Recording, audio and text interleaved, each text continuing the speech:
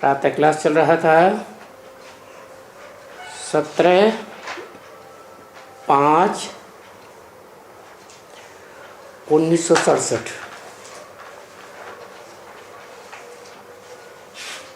9वें page के मध्य में बात चल रही थी पाठशाला कोई युद्ध के मैदान में नहीं खोली जाती है।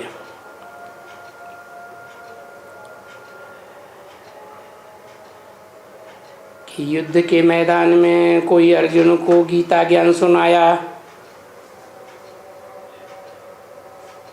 नहीं। तो ये भी पाठशाला है ना।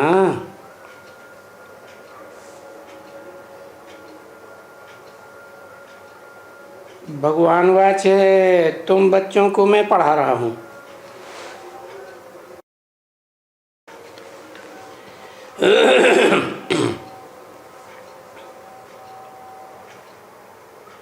और तुम्हारा सुप्रीम टीचर मैं हूँ।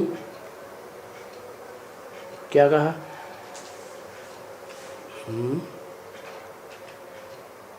युद्ध के मैदान में तो गीता पाठशाला नहीं होती है, लेकिन शास्त्रों में ऐसी यादगार बनाई दी है। युद्ध का मैदान था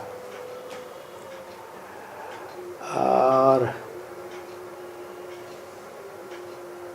सब धर्म मौजूद थे, सब धर्मावलंबी मौजूद थे।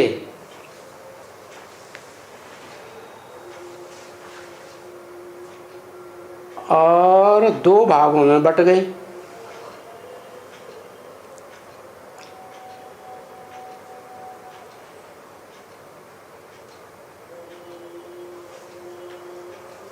एक भाग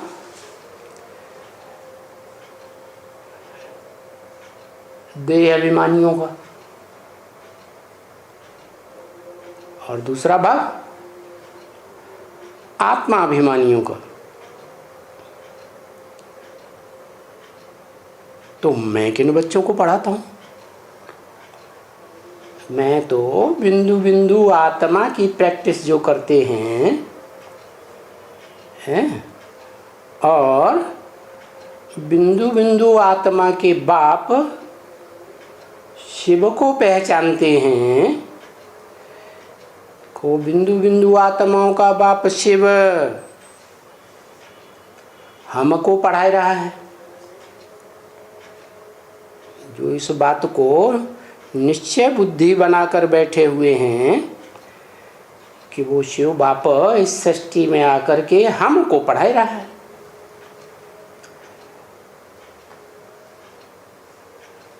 तो कैसे पढ़ा रहा है? शिव बाप तो ज्योति बिंदु, वो जन्म मरण के चक्र में नहीं आता, अजन्मा है, इसलिए तीनों कालों का ज्ञाता है।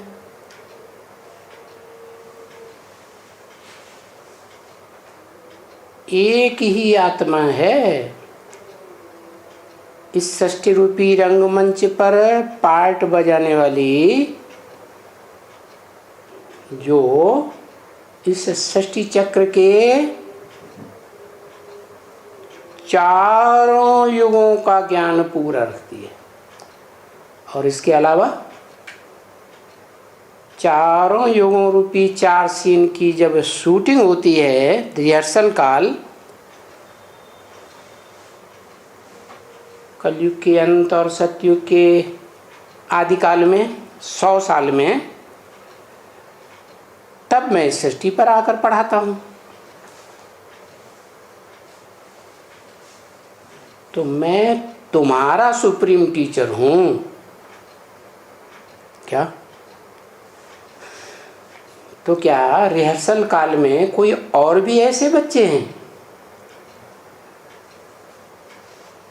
जो ब्रह्मा की औलाद ब्राह्मण तो बनते हैं, लेकिन इस सृष्टि पर सुप्रीम सोल बाप किस में पढ़ा रहा है? क्योंकि पढ़ाने के लिए तो मुख चाहिए। सुप्रीम टीचर बन करके समझा रहा है तो साकार में चाहिए या बिंदु रूप में पढ़ाएगा है? साकार में पढ़ाई पढ़ा रहा है ना,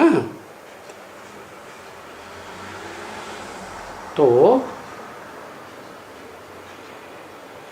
जरूर कोई साकार तन में पढ़ा रहा है। तो बोला मैं तुमको पढ़ाता हूं, तुम्हारा टीचर हूं। मना जो आत्म की स्थिति में रहने वाले बच्चे हैं, अपन को ज्योतिबिंदु आत्मा समझ करके मुझ ज्योतिबिंदु सुप्रीम टीचर को पहचाना है कि मैं किस तन में कार्य कर रहा हूँ। पहचान कर याद करते हैं और पढ़ते हैं, सन्मुख बैठकर पढ़ते हैं। तो फिर दूसरी पार्टी भी तो होगी। शास्त्रों में यादगार लिखी हुई है कि 2 युद्ध की सेनाएं थी, एक पांडव की और एक कौरवों और यादवों की। कौरव तो भारतवासी थे और यादव तो विदेशी थे, भारतवासी नहीं थे। परंतु भगवान विदेशी बनकर आता है या स्वदेशी बनकर आता है? भगवान तो विदेशी बनकर आता है। तो और भगवान के लिए ही कहा हुआ है शास्त्र में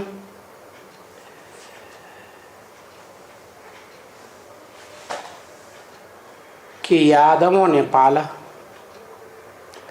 यादवों ने जन्म दिया, माने विदेशियों ने जन्म दिया। कृष्ण के लिए कहते हैं ना, वसुदेव उनका पिता था, वो भी यादव, और वसुदेव से जो कृष्ण भगवान कहे जाते हैं तो वो भी यादव है। इसी तरह शंकर को भी बताया है यादवों का हेड, क्योंकि यादवों के पेट से ही मूसल निकलते हैं ना, मिसाइल रूपी।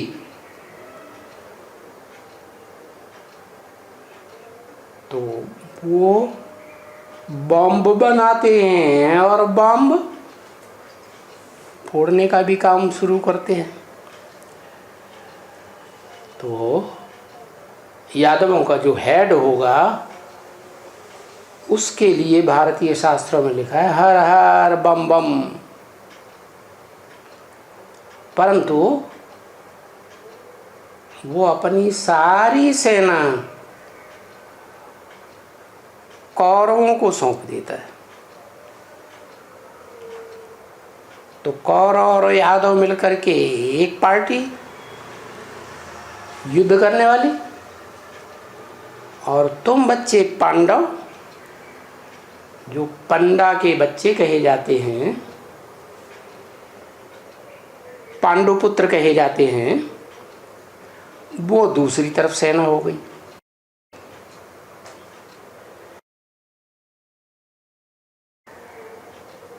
अब जिस तन में आता है वो तो विदेशी हो गया,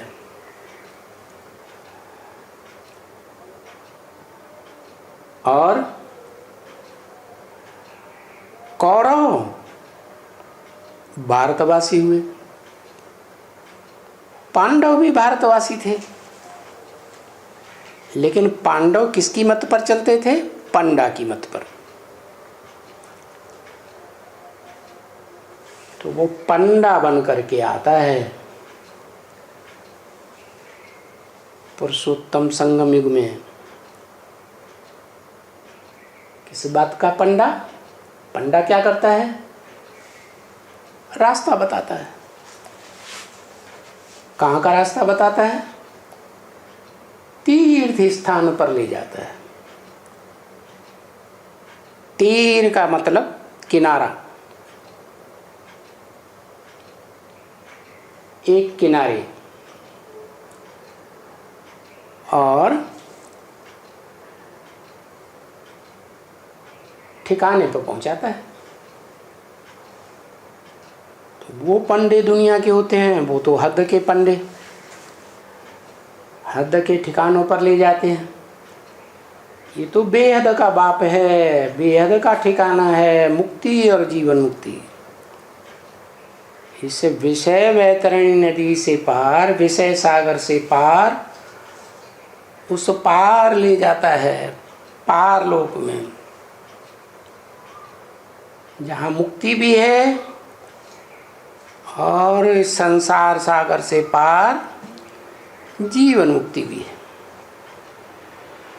तो वो तुम्हारा सुप्रीम टीचर है, माना तुमको जीते जी ले जाएगा कहाँ? मुक्तिधाम और जीवन मुक्तिधाम।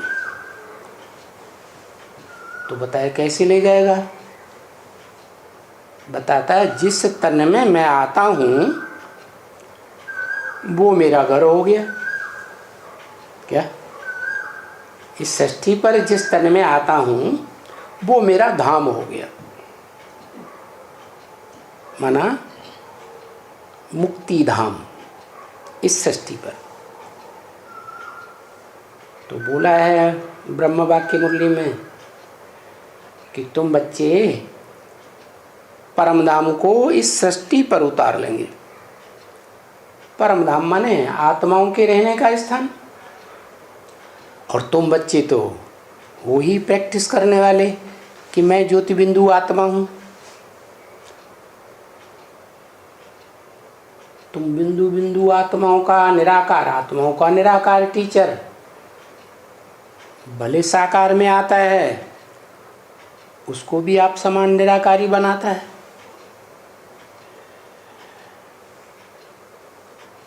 तो राजयोग सिखाता है।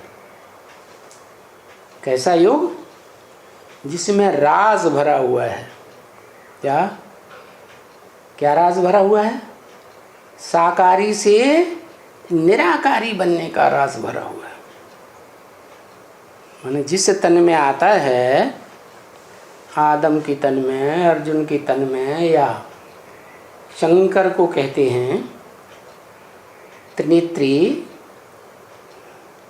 शिवनेत्र दिखाते हैं, तो राज क्या बताता है? ये राज बताता है कि ये जो तन है, जिस तन में मैं प्रवेश करता हूँ, वो भी अव्यक्त स्टेज में चला जाए। क्या? ऐसी याद सिखाता हूँ कि जिस याद के बल पर देह रूपी रथ और इंद्रियां भूल जाएं।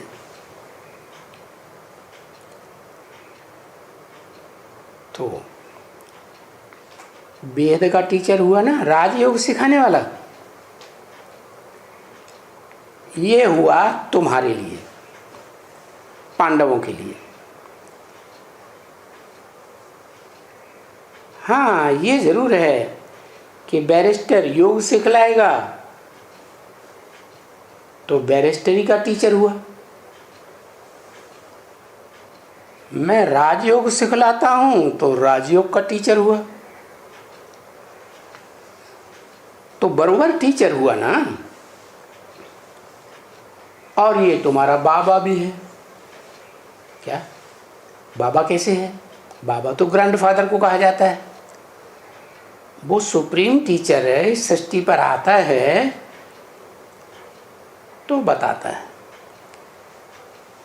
कि मैं तो बिंदु बिंदु आत्माओं का बाप ही हूँ, मेरा कोई बाप नहीं। मैं सुप्रीम फादर हूँ, लेकिन जब इस सृष्टि पर आता हूँ, साकार मनुष्य तन में प्रवेश करता हूँ, तो मेरे साथ सब संबंध बनते हैं। उनमें ये बाबा का भी संबंध ग्रैंडफादर का बनता है। क्या? जिससे तनधारी में आता हूँ वो हुआ मनुष्य सृष्टि का बाप। क्या? उसको नाम दिया प्रजापिता। प्रजापिता सारी मनुष्य सृष्टि भी जो जनसंख्या है वो सबका बाप है ना। तो प्रजा के साथ प्रजापिता होगा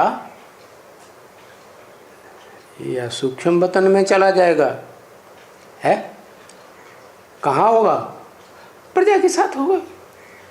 तो वो बाबा है। और किस लिए बाबा है?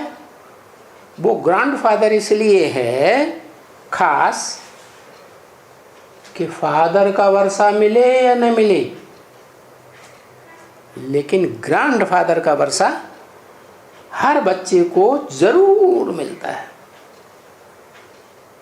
तो ये परंपरा दुनिया में चल रही है। ये बाप आकर के ये परंपरा आरंभ करते हैं कि जो धर्म पिताएं हैं वो अपना वर्षा कोई फॉलोअर्स को दें या न दें, चाहे वो ब्राह्मणों का बाप ब्रह्मा ही क्यों न हो। क्या कहते हैं? ब्रह्मा से सारी सृष्टि रची गई, 500-700 करोड़ की सारी दुनिया ब्राह्मण बनी। तो उन ब्राह्मणों में जो अलग अलग धर्म पिताएं हैं, ब्रह्मा, इब्राहिम, बुद्ध, क्राइस्ट वगैरह वगैरह, वो अपना वर्षा, क्योंकि उन धर्मों में भी तो राजाएं हुए हैं ना, वो कोई को दे या ना दे, लेकिन जो बाबा आया हुआ है, बापों का बाप, उसका वर्षा सभी बच्चे ले सकते हैं। क्या है उसका वर्षा? उसका वर्षा है मुक्ति और जीवन मुक्ति। तो 500-700 करोड़ मनुष्य आत्माओं को सबको मुक्ति, जीवन मुक्ति मिलती है। जीवन मुक्ति भी कम से कम एक जन्म की जरूर मिलती है। बाकी जिन बच्चों को अपने धर्म पिताओं से राजाई की पावर नहीं मिल पाती, तो वो बच्चे भी अगर सुप्रीम टीचर की मत पर चलें तो उन्हें सुप्रीम टीचर स्वर्ग की बादशाही भी दे सकता है। तो बाबा है ना, समझा? अच्छा, इनका बाबा कोई नहीं, इनका क्यों कहा? इनका माने एक या ज़्यादा? कम से कम 2। तो कौन 2? शिव बाप और जिस तन में बैठा हुआ है वो प्रजापिता आदम। दोनों का एक ही व्यक्तित्व, एक ही शरीर। तो इनका बाबा कोई नहीं। क्या? न शिव का कोई बाबा, न साकार शरीरधारी का कोई बाबा। टीचर है,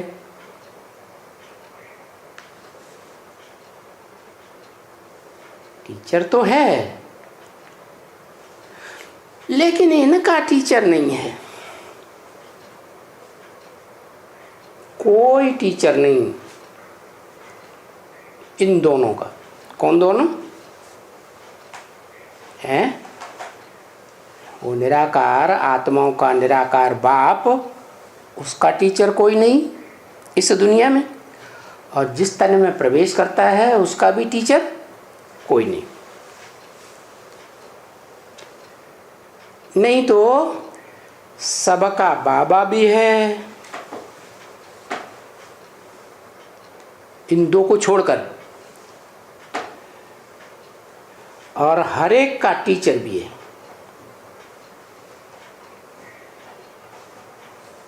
हर एक का गुरु भी है। और गुरु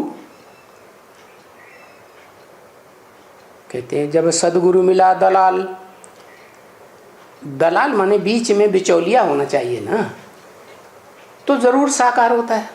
और ये गुरु तो बाद में किया जाता है, पहले बाप होता है, फिर टीचर होता है, फिर बाद में गुरु करते हैं।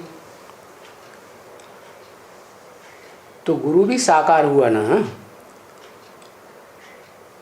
तो ये तो ही पांडवों की बात, जिनके सामने बैठ करके प्रैक्टिकल में साकार में पढ़ाता है। लेकिन एक दूसरी सेना भी है। क्या? वो सेना ऐसी है जो सुप्रीम बाप को, सुप्रीम टीचर को, बिंदु बिंदु आत्माओं के बाप को इस सृष्टि पर कोई मनुष्य तन में साकार रूप में नहीं मानती, जानती ही नहीं। क्या? उनको संगम युग में नाम दिया जाता है ब्रह्मा कुमार कुमारी। क्या? वो ब्रह्मा कुमार कुमारी तो अपन को कहते हैं। पूछा जाए किसके कुमार हो, कुछ की कुमारी, तो कहेंगे बड़ी अम्मा ब्रह्मा के कुमार कुमारी। तुम्हारा बाप कौन है? वो ही ब्रह्मा हमारा बाप है, वो ही ब्रह्मा हमारी अम्मा है। अरे ऐसे कहीं होता है क्या? है? या तो ये कहो कि वो बाप है तो बाप मेल होता है, मेल के मेल ही होना चाहिए। अगर माँ है बाप नहीं है तो माँ किसी ने गोद लिया होगा या कैसे भी बनाया होगा। तो ये भी कह सकते हैं कि वो माँ ही है तुम्हारी। माँ है तो माँ से माँ जैसे ही पैदा होंगे ना। अब तुम तो ब्रह्मा कुमार भी हो और ब्रह्मा कुमारी भी हो, तो दुनिया में किसी की बुद्धि में ये बात पक्की नहीं बैठ सकती कि बिना माँ बाप के कैसे पैदाइश हो सकती है। फिर भी वो कहते हैं ये हमारा ब्रह्मा ही, दादा लेखराज, वो ही भगवान है। भगवान है तो भगवान साकार तन के द्वारा कार्य करता है या बिना साकार तन के द्वारा इस सृष्टि में काम करेगा? बाप कैसे बनेगा? है बाप बन करके जन्म कैसे देगा? दूसरी बात, वो तो निराकार है, साकार में प्रवेश करे तो जन्म दे। जैसे तुम बच्चों को जन्म दिया, निराकार है तो क्या बनाया तुम बच्चों को? क्या बनना है? निराकार बनना है या साकार बनना? क्या लक्ष्य दिया? निराकार बनना। निराकारी का मतलब है अपने शरीर को भूल जाओ, देह को भूल जाओ, देह के संबंधियों को भूल जाओ, देह की कर्मेंद्रियों को भूल जाओ, कर्मेंद्रियों से जो सुख मिलता है उसको भी भूल जाओ, ऐसा लक्ष्य देता है। और ब्रह्मा दादा लेखराज है, ब्रह्मा के 4-5 मुख दिखाते हैं ना, तो उनमें वो ब्रह्मा ऐसा है जिसको दाढ़ी मूंछ तो दिखाई है, विकारी मनुष्य तो है और शरीर भी छोड़ जाता है। क्या शरीर छोड़ गया तो शिव कैसे प्रवेश करेगा? शिव प्रवेश नहीं करेगा तो बाप का वर्षा कैसे मिलेगा? जो बेहद का बाप है वो तो मुक्ति और जीवन मुक्ति का वर्षा देके जाता है ना, है। दूसरी बात, टीचर है, टीचर तो मुख से पढ़ाएगा, है। और वो शरीर ही छूट गया तो टीचर कैसे बनेगा? फिर बात आती है सदगुरु की, सदगति देने वाला, वो तो दलाल के रूप में चाहिए ही चाहिए साकार, वो भी नहीं। तो वो जो दूसरी पार्टी है सेना, वो कहती है कि वो शरीर जरूर छोड़ गए लेकिन वो सूक्ष्म शरीर से गुलजार दादी में प्रवेश करके हमको पढ़ाई भी पढ़ा रहे हैं और हमको वर्षा भी दे के जाएंगे।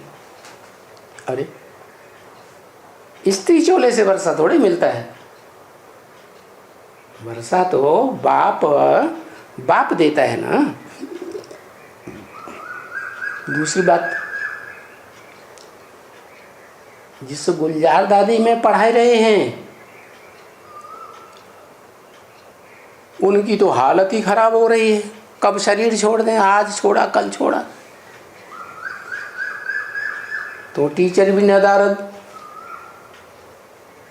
और सदगुरु की तो फिर बात ही नहीं। माना कि उन्हें तो ये पता ही नहीं है कि वो सुप्रीम सोल इस सृष्टि पर आकर के किस मनुष्य तन के द्वारा हमको जन्म देता है, अपना प्रैक्टिकल में बच्चा बनाता है और टीचर बनता है प्रैक्टिकल, और टीचर बनकर के हमको ऊंची गहरी एडवांस पढ़ाई भी पढ़ाता है। यही पता नहीं, बस अम्मा अम्मा करते रहेंगे तो अम्मा तो बच्चों को बेसिक नॉलेज पढ़ाती है, ऊंची पढ़ाई थोड़ी ही पढ़ाती। तो वो सारा ग्रुप ऐसा है जो देवभान में, जैसे ब्रह्मा ने शरीर छोड़ दिया, हार्ट फेल हुआ ना, हार्ट फेल योगी का हार्ट फेल होता है या देह अभिमानी भोगी का हार्ट फेल होता है? देह अभिमानी का हार्ट फेल होता है। तो उनका बाबा ही ऐसा, माँ बाप जिसे कहते हैं वो ही हार्ट फेल होने वाला देह अभिमानी, तो बच्चे भी ऐसे ही शरीर छोड़ते जाते हैं, हार्ट फेल होता जाता है और सूक्ष्म शरीरधारी बनते जाते हैं। तो देखो यहाँ शूटिंग हो रही है, रिहर्सल हो रही है। क्या रिहर्सल हो रही है? यही रिहर्सल हो रही है कि जो भारतवासी 2500 वर्ष से इब्राहिम, बुद्ध, क्राइस्ट आदि के धर्मों में कन्वर्ट होते रहे और कन्वर्ट होकर के फरिश्तों को, भूत प्रेतों की पूजा करते रहे, वो धर्म पिता है और उनके फॉलोअर्स देवताओं को नहीं मानते। मानते हैं? नहीं मानते। तो यहाँ शूटिंग हो रही है उस सेना की। क्या? कि वो सेना सूक्ष्म शरीरधारी भूत प्रेतों की पूजा करती है, मनौती करती है, हैं? भूत प्रेतों से अपनी इच्छाओं की पूर्ति कराती है, या तो फिर फरिश्तों से। बाकी ये नहीं जानते कि स्वर्ग में देवी देवताएं किससे पैदा हुए। देवी देवताओं में जो अव्वल नंबर 16 कला संपूर्ण है, कृष्ण है, वो कृष्ण वाला पहला पत्ता मनुष्य सृष्टि का, उसको जन्म देने वाला कौन? जानते ही नहीं। तो जब जानते ही नहीं तो इससे साबित होता है कि संगम युग में जब भगवान बाप आते हैं तो जो 4 ब्रह्मा बनते हैं, उन ब्रह्मा में से ये आखिरी ब्रह्मा है। जरूर इससे पहले और ब्रह्मा हुए हैं, उन्होंने शरीर छोड़ दिया, उनके भी फॉलोअर्स हुए थे। तो ये आखिरी ब्रह्मा की सारी सृष्टि संतान बनती है। लेकिन कैसी संतान? देह अभिमानी संतान। माना ब्रह्मा वाली आत्मा भी अगर कृष्ण बच्चा बनकर के सतयुग में पैदा होगी तो देह का सुख भोगेगी। देह के सुख से संसार चलाएगी, सृष्टि की वृद्धि होगी, और जितने भी उस सृष्टि में आते जाएंगे आखिरी जन्म तक भी जन्म लेते हुए, वो सब आत्माएं देह अभिमानी बन पड़ती हैं। लेकिन तुम बच्चों के लिए ऐसा नहीं है।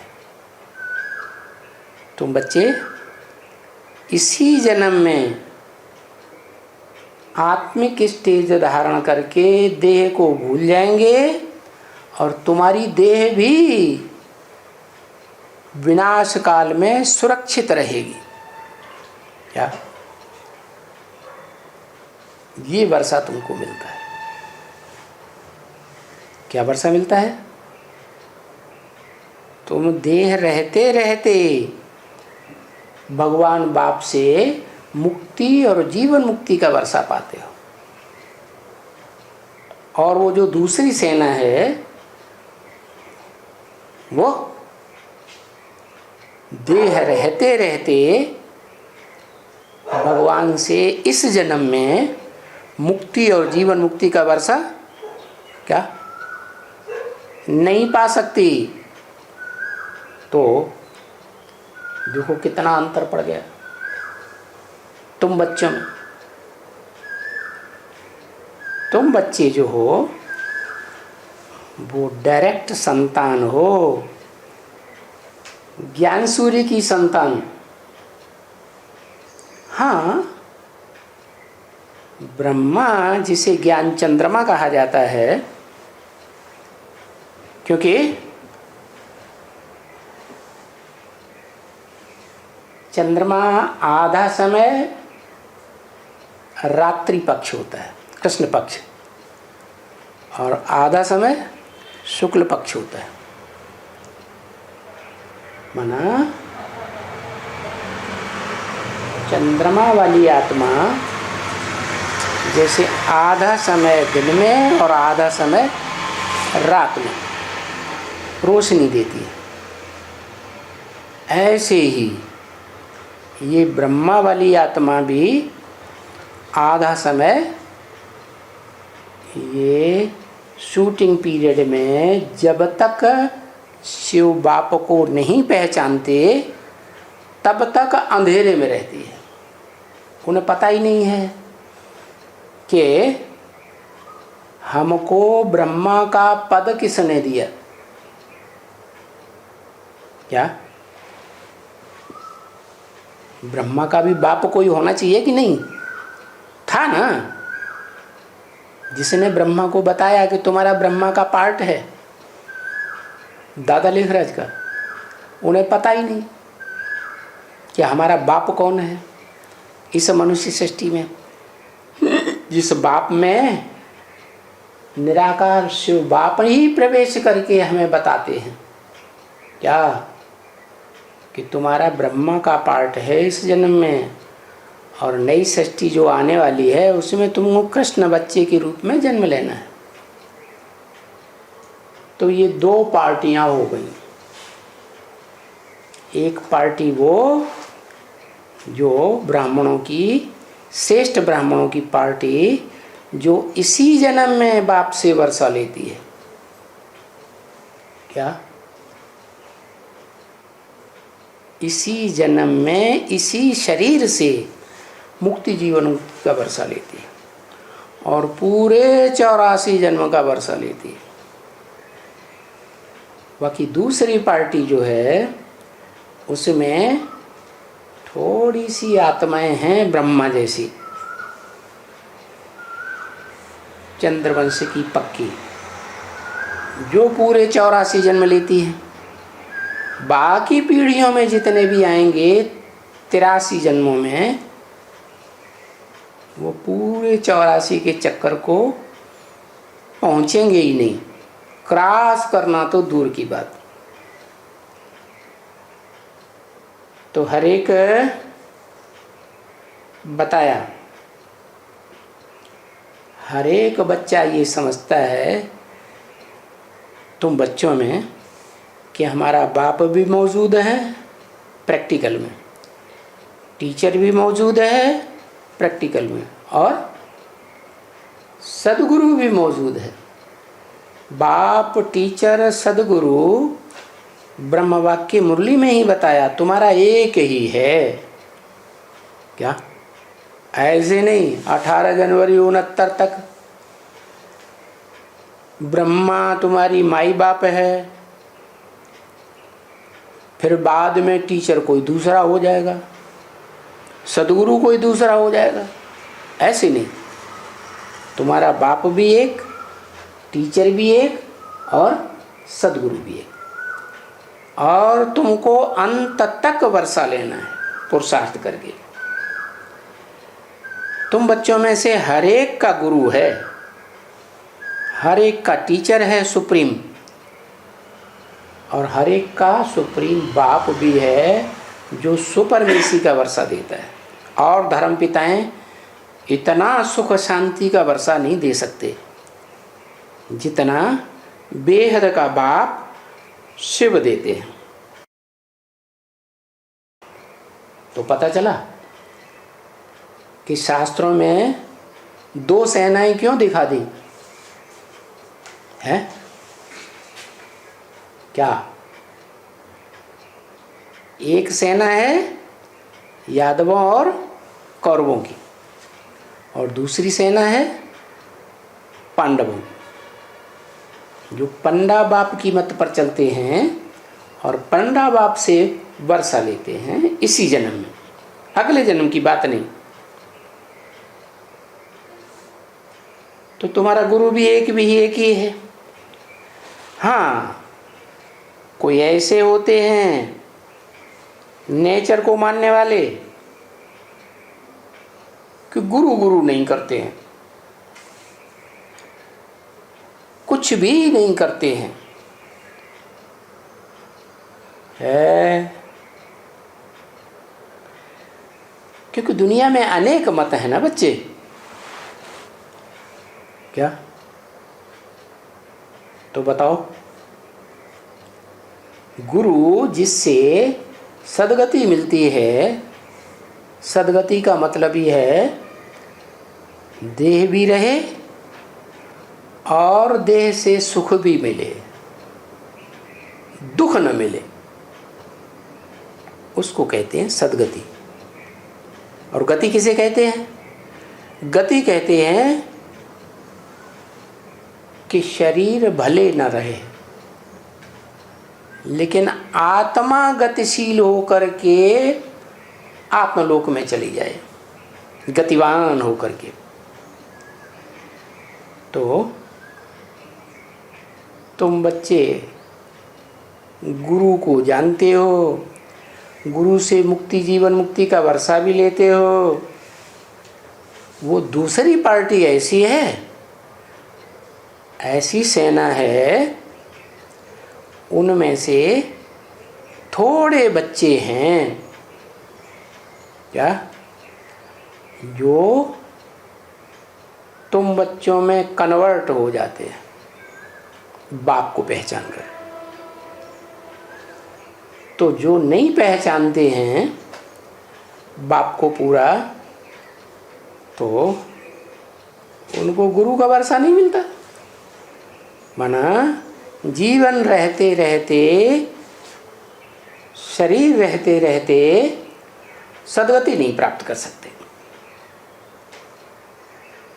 तो वो गुरु को मानेंगे? वो गुरु को मानते ही नहीं। तो अनेक मतें हैं, पर तुम तो हो ही यहाँ भारत के वासी।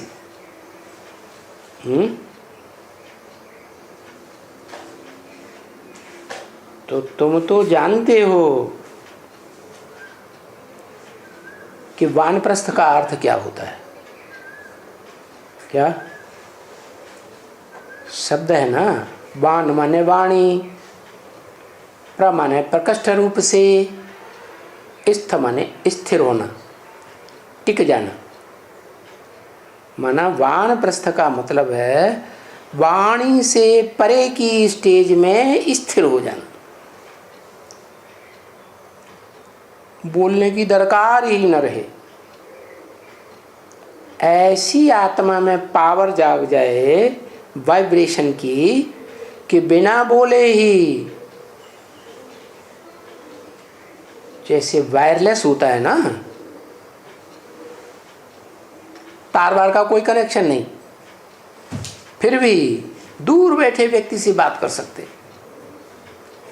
ऐसे ही तुम्हारी योग बल की पावर ऐसी बढ़ जाती है कि तुम बिना बात किए ही किसी को अपना संदेश पूरा दे सकते हो।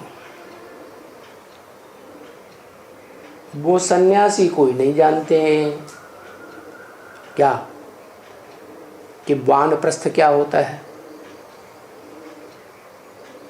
उनमें वो धर्म पिताएं भी आ गए, और ये जो दूसरी पार्टी बताई ब्रह्मा कुमार कुमारों की, क्योंकि उनमें हैं तो 9 कुरी के ब्राह्मण। तेरी, लेकिन 9 कुरियों में से जो 2 कुरी ऐसी हैं जिनसे भक्ति मार्ग में कहा जाता है रुद्र की रुद्रमाला और विष्णु की विजयमाला। क्या रुद्र उसे कहा जाता है जो रौद्र रूप धारण करके सारे संसार को खलास कर देता, और विजय प्राप्त करने वाली वो आत्माएं हैं जो इसी नरक की दुनिया में बैठ करके दुख की दुनिया पर विजय प्राप्त कर लेती है। क्या विकारों पर भी विजय प्राप्त कर लेती है। तो इस बात को, वानप्रस्थी की गुह्यता को सन्यासी कोई नहीं जानते हैं कि वानप्रस्थ का अर्थ क्या है। तुम जानते हो। अरे वो वानप्रस्थी धाम तो हमारा घर है। क्या शिव बाप जिस मनुष्य तन में, जिस मनुष्य के रथ में प्रवेश करते हैं, वो शरीर रूपी रथ हमारा धाम हो गया। क्या? क्योंकि जो धाम है आत्माओं का,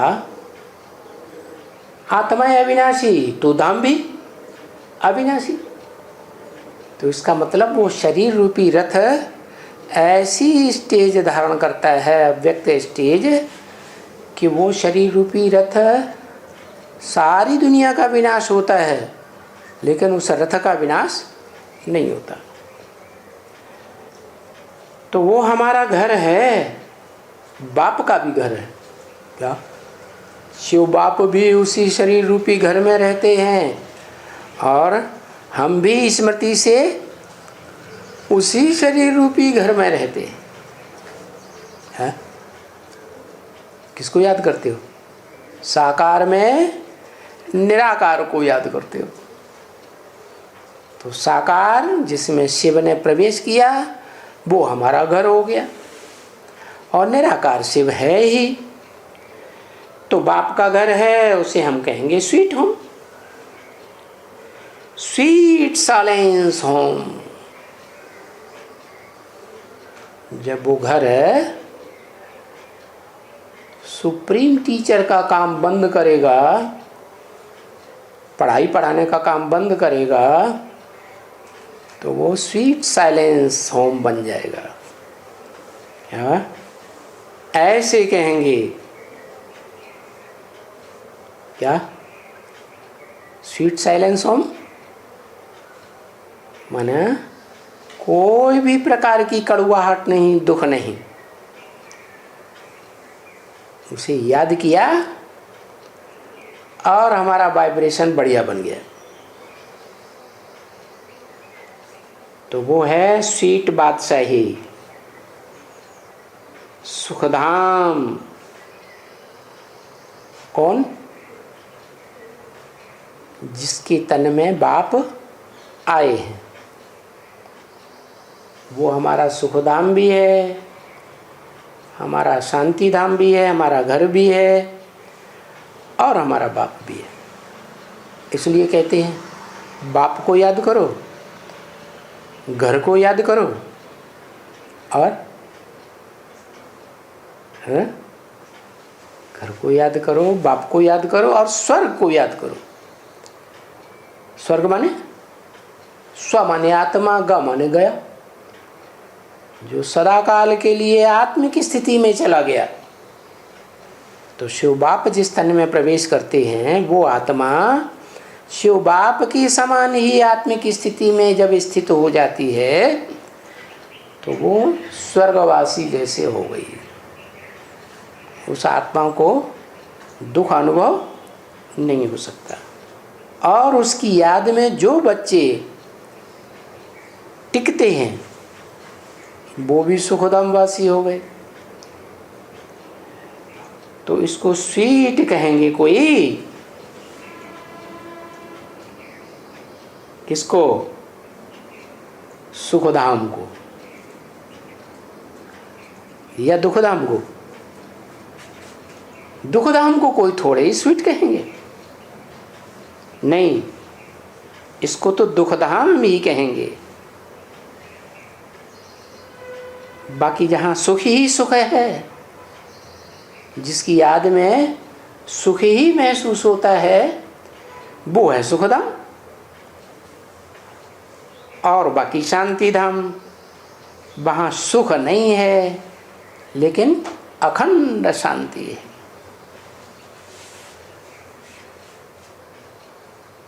शांति धाम तो सुखधाम, और सुखधाम में गए तो फिर वो नीचे उतरेंगे तो दुखधाम। तो सबसे ऊंचा क्या हुआ? शांति धाम, आत्माओं का धाम। आत्मा शांत स्वरूप है तो उसका घर भी शांत स्वरूप है। और सब शांति पूरी मिल जाती है, जैसे बुखार तेज चढ़ा हुआ हो, सारे शरीर में अशांति होती है महसूस, वो उतर जाए तो शांति आ गई ना है। अशांति खत्म हो गई, बुखार उतर गया, फिर क्या ऐसे ही पड़े रहेंगे? फिर सुख चाहिए, अच्छा अच्छा कुछ खाने पीने को मिले, बड़ी इच्छा होती है। तो ऐसे ही शांति धाम के बाद चाहिए सुखधाम, और सुखधाम के बाद फिर दुखधाम तो आना ही है। क्या सुखधाम में उतना ही रहेंगे जितना सुख भोगने के लिए पुरुषार्थ किया है। वो पुरुषार्थ सुख भोगने का पूरा होगा, जो सुख प्राप्त करने के लिए रास्ता बताया भगवान ने, उस रास्ते को जितने तय किया उतना सुख मिलेगा। बाकी फिर दुखदा, तो दुखदाम अंत में। तो देखो ये यात्रा हुई, शांति धाम से सुखधाम, सुखधाम से दुखधाम। तो सुखधाम से लेकर दुखधाम तक की यात्रा करने में 84 का चक्र लगा, 84 जन्म।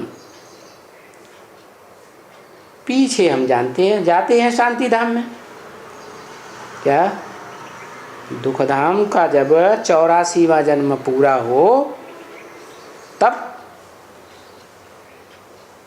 कहाँ जाते हैं? फिर शांति धाम जाते। ये चक्कर है क्या? दुखधाम से शांति धाम, शांति धाम से सुखधाम, सुखधाम से दुखधाम, दुखधाम के अंत में फिर बाप आते हैं, दुखधाम को पलट करके कहाँ ले जाते? अपने घर शांति धाम ले जाते और फिर भेज देते हैं सुखधाम में।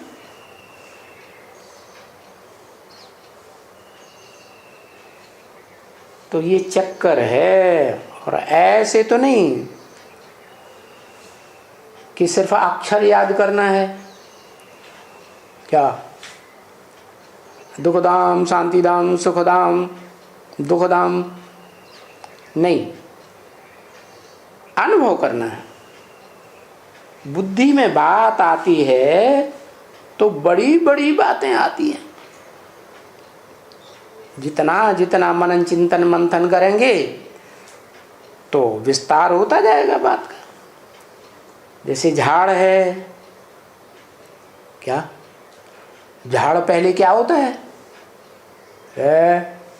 छोटा सा बीज होता है, फिर बाद में बढ़ते बढ़ते बढ़ते बढ़ते विस्तार हो जाता है, बीज झाड़ बन जाता है। तो ये भी मनुष्य सृष्टि क्या है? झाड़ है।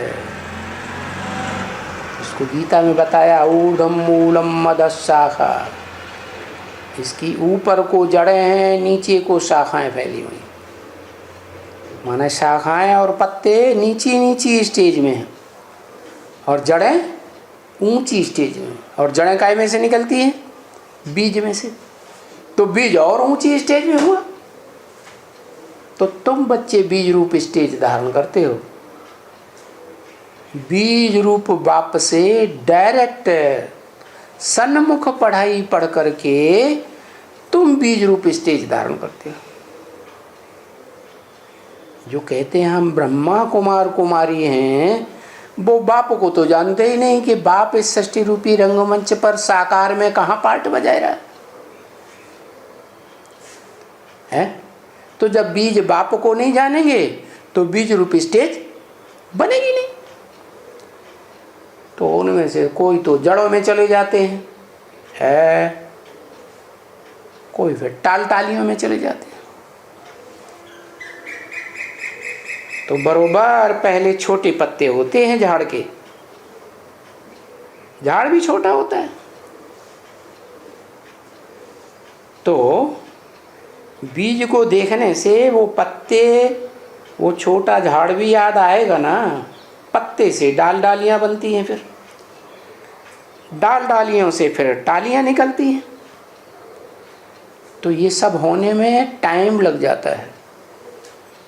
ये मनुष्य सृष्टि का झाड़ भी ऐसा है, इस बीज से झाड़ बनने में 5000 वर्ष लगते हैं।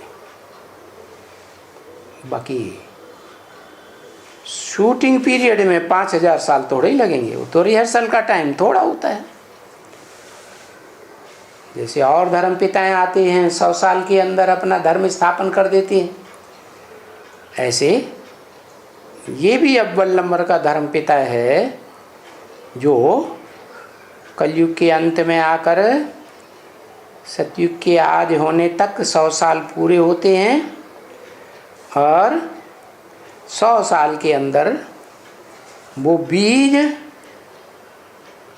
500-700 करोड़ मनुष्य आत्माओं को संदेश देकर झाड़ का बड़ा रूप बन जाता है।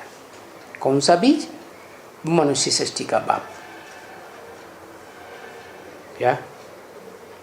वो मनुष्य सृष्टि का बाप जिसमें बिंदु रूप आत्मा भी है और शरीर भी है। उसका शरीर भी अविनाशी और आत्मा भी अविनाशी।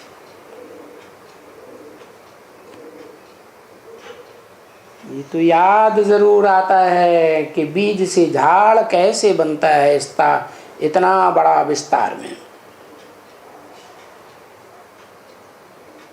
तो यहाँ तुमको भी अभी प्रैक्टिस करनी है। क्या? ये जो शरीर है इतना बड़ा है, जैसे समझो झाड़, व्यक्तिगत झाड़ है और व्यक्तिगत बीज है। ऐसे ही इस सारी मनुष्य सृष्टि का एक बीज है जिसे कहते हैं आदम, शंकर। उसके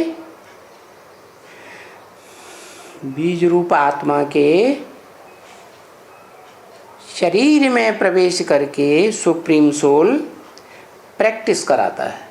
क्या प्रैक्टिस कराता है?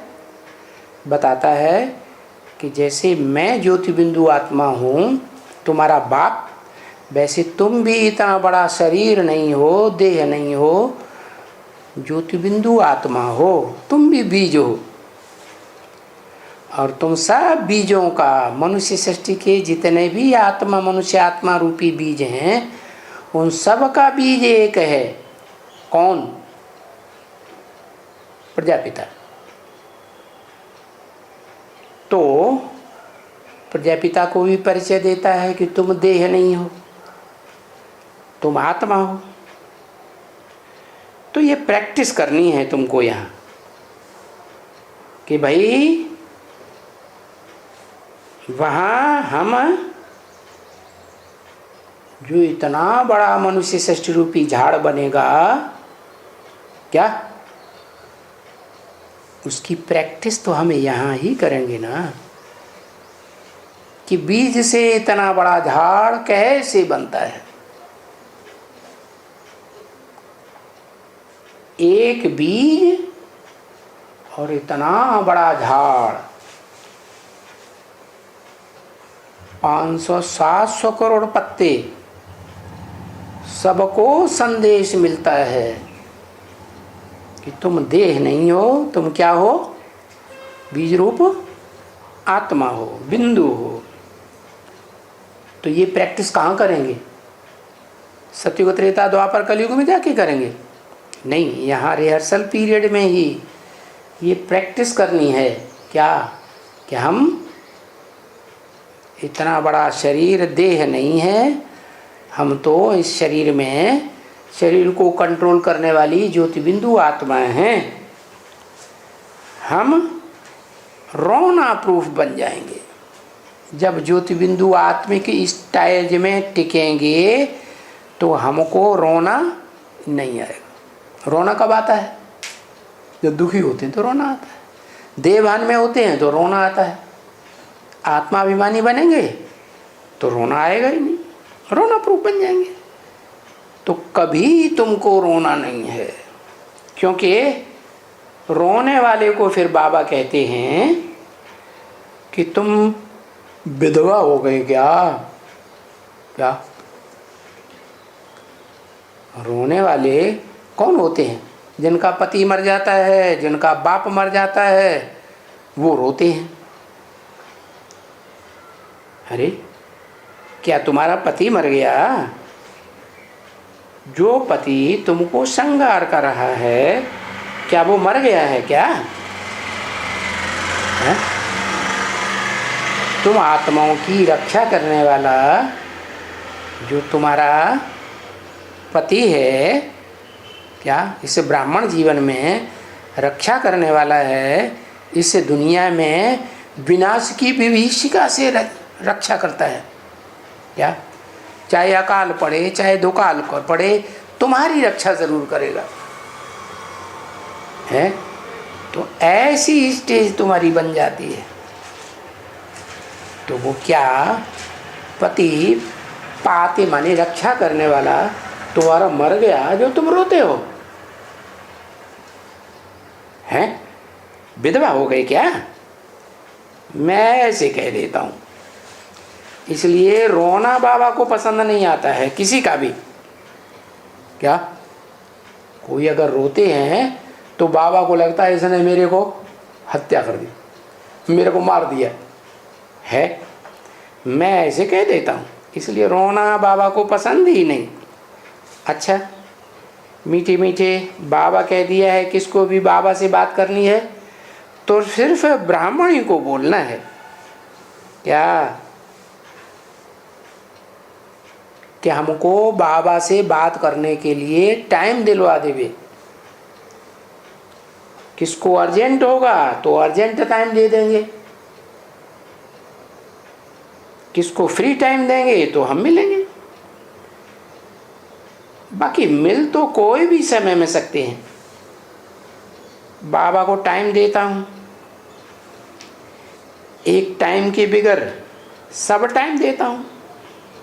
क्या अभी समझा? एक टाइम नहीं देता हूँ।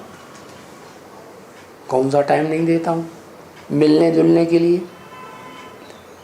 है एक टाइम नहीं देता हूँ, बाकी सारा टाइम दे सकता हूँ।